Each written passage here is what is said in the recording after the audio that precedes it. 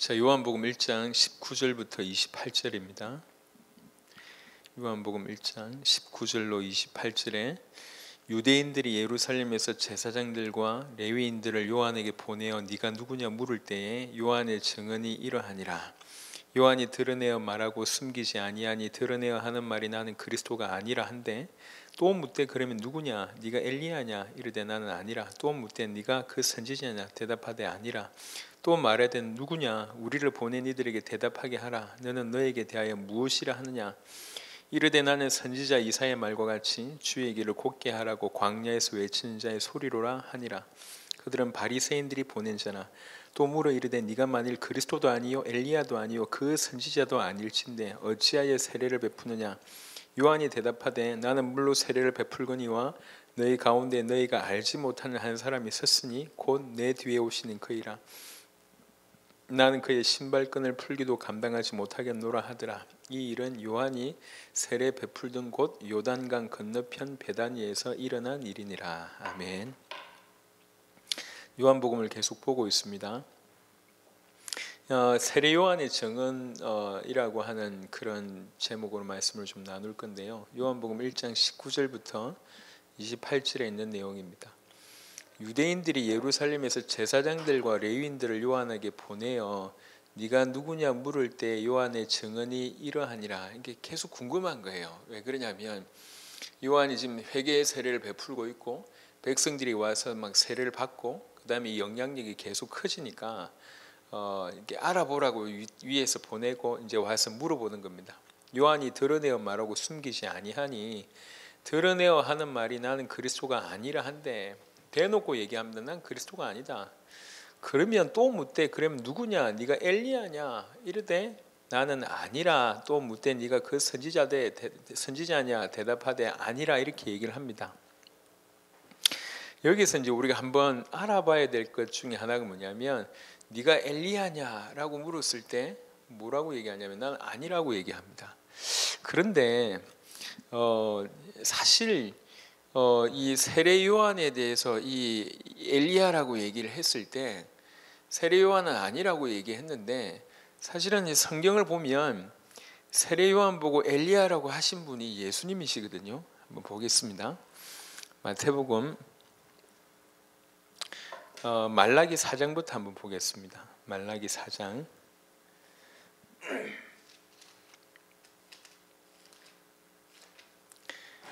엘리야에 대해서 다시 오겠다고 하는 예언이 있습니다. 말라기 4장 5절에 보니까 보라 여호와의 크고 두려운 날이 이르기 전에 내가 선지자 엘리야를 너에게 보내리니라고 하는, 이 이제 왜 이 유대인이 이렇게 질문을 했냐면 이 말라기 4장 5절의 예언을 듣고 엘리야는 성천하지 않았습니다. 아니 죽지 않았습니다. 성천했죠. 그러니까 성천한 그대로 그 엘리야가 다시 오실 거라고 믿고 있었다는 거죠. 예. 왔는데 이 사역을 보니까 엘리야하고 좀 비슷하거든. 뭔가 많이 닮았어요. 그 뭐 트롯을 입고 메뚜기와 석청을 먹고 백성들의 죄를 꾸짖고 회개를 선포하고, 그의 모습이 거의 흡사 엘리야와 같고, 그 다음에 실제로도 엘리야 같은 사역을 한 거예요. 그리고 예수님도 엘리야라고 얘기를 합니다. 한번 보겠습니다. 마태복음 17장. 마태복음 17장 10절부터 보시면, 제자들이 물어 이르되 그러면 어찌하여 서기관들이 엘리야가 먼저 와야 하리까 하나이까? 예수께서 대답하여 이르시되 엘리야가 과연 먼저 와서 모든 일을 회복하리라. 내가 너희에게 말하노니 엘리야가 이미 왔으되 사람들이 알지 못하고 임의로 대우하였도다. 인자도 이와 같이 그들에게 고난을 받으리라 하시니, 그제서야 제자들이 예수께서 말씀하신 것이 세례 요한인 줄 깨달으니라 라고 얘기합니다. 이게 차이가 있는 거예요. 분명히 지금 세례 요한은 엘리야적인 모습이 있어요. 모습도 그렇고 그 사역조차도 엘리야적인 사역을 하고 예수님도 엘리야라고 얘기를 했습니다. 근데 왜 아니라고 했냐면 이제 이게 온도 차이인데 유대인들은 성경을 자구적으로 해석해서 이 성천한 그 엘리야가 올 거라고, 그 엘리야 성천한 바로 예전에 나타났다가 성천한 그 엘리야가 그대로 올 거라고 생각했는데 성경은 그게 아니고 엘리야의 심정과 그 다음에 엘리야의 어떤 그런 이 능력 아니면 이런 것들을 가지고 있는 엘리야의 심령과 능력을 가지고 있으면서 엘리야적인 사역을 하는 자로 이 세례 요한이 온 겁니다. 그러니까 이제 유대인들은 그냥 자구적으로 성경을 해석해 가지고 그때 성신했던 바로 그 엘리야가 아니냐라고 얘기하는데 그게 아니고 그 엘리야의 심령과 능력을 가진, 그러면서 엘리야적인 사역을 할 어떤 의미에서는 그때 그 성천한 엘리야와는 다른 그런 자로 이제 왔기 때문에 자기는 아니라고 얘기한 겁니다. 왜 그러냐면 유대인들이 잘못 이해를 하고 있었기 때문에 그래요. 그래서 이런 의미로 본다면 유대인들에게 아니라고 얘기했던 것과 예수님은 제가 세례 요한 제가 엘리야가 맞다, 엘리야적인 사역을 했다고 하는 말이 다 이제 맞는 말이 되는 거죠.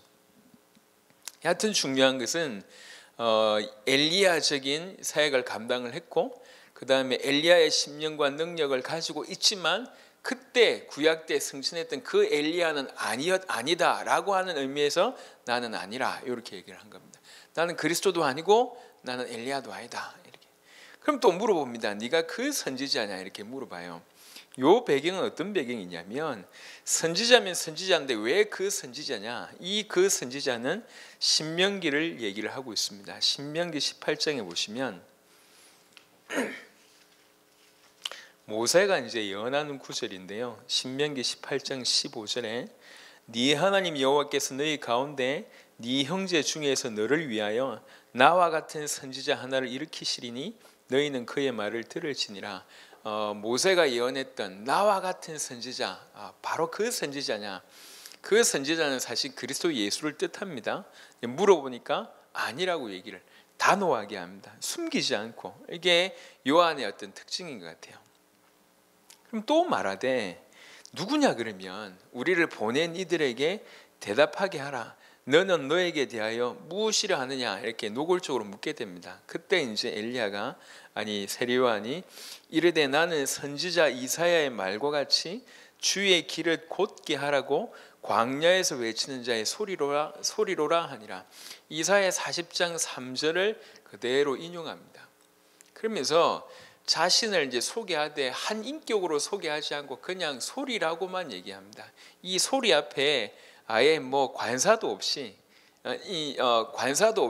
그냥 소리라고만 표현함으로써 자기 자신을 완전히 이렇게 낮추는 어떤 그런 역할을 하고 동시에 반대로 주 그리스도만을 부각시키는, 본인의 사명을 너무나 잘 알고 있었고 그 다음에 본인이 어떠한 존재인지를 너무나 정확하게 그리스도를 증거하고 그의 앞길을 예비하는 선구자라고 하는 중요한 사명과 본인의 존재를 정확하게 알고 있었기 때문에 그들에게도 이렇게 얘기하는 거예요. 나는 단순한 소리다. 주님을 높이고 그리스도만을 부각시킨다. 사실 우리도 지금 우리 다시 오실 주님을 그 주님의 길을 곧게 하는 그런 세례 요한적인 사역을 하고 있지 않는가? 그렇다면 정말 세례 요한 같이 이렇게 철저하게 주님을 높이고 그리스도를 부각시키고 우리 자신을 낮추고 우리 자신을 부인하는 이런 일들이 계속 진행되어야 되겠다라고 하는 것을 깨닫게 되는 그런 구절인 것 같습니다. 한편 여기에 보면 광야에서 외치는 자의 소리다. 주의 길을 곧게 하고 그러면서 광야에서 외치는 자의 소리라고 얘기합니다. 소리가 외치는 자의 소리인데 이 광야에서 외치는 자의 소리라고 하는데 이 광야라고 하는 뜻은 뭐냐면 원래 광야가 길이 없고 나무와 열매가 없는 어떤 사막지대를 뜻하는데요. 요거는 이제 겉으로 볼 때는 1차적으로는 이런 의미지만 당시 유대인들의 어떤 그 사람들의 심령의 상태, 영적인 상태 그것을 뜻한다고 볼 수가 있습니다. 이 광야에서 지금 실제로 세례 요한이 그렇게 하고 있잖아요. 요한복음 1장 11절에 자기 백성한테 왔는데 영접하지 않은, 단체적으로 집단적으로 민족적으로 영접하지 않는 그런 상태에 왔습니다. 그래서 먼저 와서 주의 길을 곧게 하고 광야에서 외치고 있는 그런 모습이니까. 24절에 그들은 바리새인들이 보낸 자라. 바리새인들과 사두개인들에 대한 언급을 잠시 좀 해보면, 바리새인들은 철저하게 어떤 그런 종교적인 열심으로 좀 파고 들어갔던 자입니다. 바리새를 뜻하는 게 분리라고 하는 단어들인데, 철저하게 이제 나름 좀 분리돼서 더 이렇게 율법적으로 깊이 들어갔다고 한다면, 그때 당시에 그 제사장이 어떤 대제사장이나 아니면 영향력 있는 주로 정치 쪽으로 갔던 곳이 또 사두개파입니다. 그래서 사두개파는 부활도 없고 뭐 이렇게 이런 것도 없다고, 영도 없고 뭐 이런 식으로 얘기하고, 바리새인들은 그것이 다 있다고 뭐 주장하는 그런 쪽인데, 여하튼 이 사실은 사람들에게는 누가 존경을 받았냐면은, 위치적으로는 힘적으로 얘기할 때는 사두개파들이 많았지만 실제 많은 백성들에게서 존경을 받고, 그다음에 백성들하고 더 이렇게 친밀하게 지냈던 그룹들은 바리새인들입니다. 왜 그러냐면 종교적인 열성이 있으니까요. 그 바리새인들이 지금 보낸 겁니다. 이런 상황이에요. 25절에 또 물어 이르되 네가 만일 그리스도도 아니요 엘리야도 아니요 그 선지자도 아닐진데 어찌하여 세례를 베푸느냐라고 얘기합니다. 이 질문은 굉장히 중요한 질문입니다. 여기서 왜 갑자기 뜬금없이 세례라고 하는 것을 이렇게 등장을 시키냐면은, 이 사람들 입장에서는 이해가 안 되는 거예요. 네가 아무것도 아닌데 어찌 세례 주느냐라고 얘기하는 것은, 그들이 이해하고 있는 세례를 이해를 한다면, 우리가 이해한다면 이 질문을 알 수 있게 되는데요. 문제는 그들이 이해하는 세례는 크게 두 가지입니다. 하나는 뭐냐면, 이방인들이 개종할 때 이제 이방 세계에서의 들어옴을 씻는다라고 할 때 세례를 주는데, 이 사람들은 지금 유대인들한테도 세례를 주잖아요. 이게 일단 이해가 안 되고, 또 하나는 이 세례는 이 성경에 보면 유대인들이 어떤 세례를 메시아와 연관짓고 있거든요. 그래서 세례는 메시아가 줄 수 있다라고 보는 겁니다. 그래서 이제 이 배경을 한번 보겠습니다. 에스겔 36장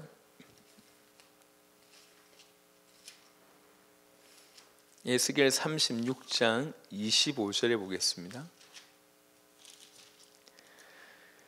에스겔 36장 25절에 맑은 물을 너희에게 뿌려서 너희로 정결하게 하되 곧 너희 모든 더러운 것에서와 모든 우상 숭배에서 너희를 정결하게 할 것이며, 물은 요것을 뜻하죠. 스가랴 말씀을 보겠습니다. 말라기 바로 앞에 있는 스가랴 13장 1절입니다. 스가랴 13장 1절에 그날에 죄와 더러움을 씻는 셈이 다윗의 족속과 예루살렘 주민을 위하여 열리리라. 그래서 세례는 이 의미에서 세례는 메시아 사역과 연관이 있습니다. 그래서 세례를 준다는 것은 한편으로는 이방인이 개종할 때 주는 것이고, 또 한편으로는 메시아가 행하는 것인데, 세례요한 보고 얘가 메시아도 아니고 아무것도 아니라고 하면서 세례를 주니까 이해가 안 되는 거예요. 그래서 물어봅니다. 아니 네가 메시아도 아니고 그 다음에 그 선지자도 아니고 엘리야도 아니라고 하면서 왜 세례 베푸냐, 이렇게 물어보는 거예요. 그들 입장에서는 이해가 안 되니까요. 그럴 때 하는 얘기입니다. 요한이 대답하되 나는 물로 세례를 베풀거니와 너희 가운데 너희가 알지 못하는 사람이 섰으니라고 얘기합니다. 그러니까 본인이 왜 세례를 베푸는지를 얘기하면서 다시 초점을 그리스도에게로 돌리는 아주 지혜로운 이제 대답을 하는데, 나는 물로 세례를 베푼다, 이 얘기는 메시아나 엘리야나 또는 살아난 그 선지자로서 베푼 것이 아니라 메시아를 준비하기 위해서 회개를 선포하는 방편으로서의 세례였다는 거죠. 마태복음 3장 17절 내 세례는 회개를 선포하는 방편으로서의 세례였고, 이 물세례는 예수님에 의해서 베풀어질 새 생명을 보장하는 불과 성령에 의한 세례를 예표하는 것에 불과했습니다. 그래서 요한은 자기 자신의 어떤 세례를, 이 정당성을 이렇게 변호하고, 그 다음에 급히 그들의 관심을 그리스도에게로 딱 향하게 하는, 철저히 주의 길을 예비하는 자로서의 면모를 이제 보여주게 되는 겁니다. 그러면서 꼭 집어 얘기하죠. 너희 가운데 너희가 알지 못하는 사람이 있었으니, 이미 메시아가 왔음에도 불구하고 알지 못하고 있는 우둔함을 정확하게 꼬집습니다. 27절에 곧 내 뒤에 오시는 그이라 나는 그의 신발끈을 풀기도 감당하지 못하겠노라. 이전에는 신들매 풀기도 감당치 못하겠다 이렇게 얘기했는데, 이스라엘은 모래와 먼지가 많은 그런 지역입니다. 외출하고 돌아오면 그래서 반드시 이제 손과 발을 씻는 게 어떤 기본적인 풍습이었어요. 그래서 특별히 잔치집 같은 경우에는 사람들이 많이 몰려오기 때문에 그 앞에 물을 많이 뜯어 놓고 이제 들어오면 이제 씻는 일이 이제 벌어지는 거죠. 특별히 이제 유대인들의 신발이 이렇게 끈으로 이어진 유대인들의 특유의 신발을 이제 신들매라고 얘기하는데, 그것을 벗기고 발을 씻겨주는 이 가장 천한 종이 이런 일을 했습니다. 그래서 자기는 그 신들매를 풀기도 감당치 못할 정도로 자기 자신 아주 비천한 종이고 그리스도는 너무나 귀하신 분으로 이렇게, 그래서 문장 하나하나마다 당신이, 이 세례요한 당신이 누군지를 정확하게 알고 있었고 자기의 사명을 너무나 정확하게 인지하고 있었고 철저하게 그리스도를 높이는 일들을 계속합니다. 이 일은 요한이 세례 베풀던 곳 요단강 건너편 베다니에서 일어난 일이니라. 베다니라고 하는 곳이 특별히 이제 성경에 한 두 군데 정도 나오는데요. 그 중에 하나가 나사로와 연결됐던 곳이고요. 또 한 군데가 여기입니다. 그래서 이런 구절들을 볼 때 아주 옆에서 자세하게 목격한 것을 보게 되는 거예요. 이런 세례 요한의 사역을 옆에서 누가 목격했냐? 사도 요한이 목격을 한 겁니다. 그러니까 1장에 오늘 이 1절부터 28절에 쭉 보면 세례 요한에 대해서 너무나 자세하게 언급한 것을 마치 옆에서 똑똑히 지켜보는 것 같은 그런 게 보여집니다. 그래서 그런 걸 볼 때 사도 요한이 세례 요한의 제자였다라고 하는 부분들을 아주 노골적으로 드러내는 구절은 없지만, 사도 요한은 충분히 세례 요한을 따라갔던, 세례 요한의 상당한 영향을 받았던 세례 요한의 제자였지 않았을까라고 하는 것이 많은 학자들의 어떤 추측이고 또 개인적으로도 그렇게 생각하고 있습니다. 자, 철저하게 이 세례 요한이 네 누구냐? 도대체 누구냐? 메시아냐? 아니면 엘리야냐? 아니면 그 선지자냐? 아니라고 얘기합니다. 그러면서 이제 그럼 도대체 넌 누구냐? 나는 그냥 외치는 자의 소리다. 나는 광야에서 외치는 자의 소리고 주의 길을 곱게 하는 자다라고 얘기하면서 자기 자신을 얘기하고 그 다음에 철저하게 주님을 높입니다. 그리고 또 근데 왜 세례를 베풀냐라고 얘기하니까 나는 물 세례를 주지만 내 뒤에 오시는 그분은 불과 성령으로 세례를 베푸신다. 나는 회개의 세례를 베풀지만 그분은 정말로 생명을 주시는 참된 세례를 베푸실 것이다. 나는 그분의 신들매 풀기도 감당치 못할 그런 사람이다라고 자기 자신을 밝힙니다. 계속 우리 주님 다시 오심을, 우리 주님 오실 것을 기다리고 준비하는 우리의 입장이라고 얘기할 때 세례 요한과 계속 오버랩이 많이 됩니다. 이 세례 요한의 모습을 통해서 다시 오실 주님을 정말로 고대하고 그분을 위해서 이렇게 살아가는 그런 이런 세례 요한 같은 그런 중심과 삶과 그런 겸손과 그 기쁨과 은혜가 있기를 그리스도 예수 이름으로 축원합니다.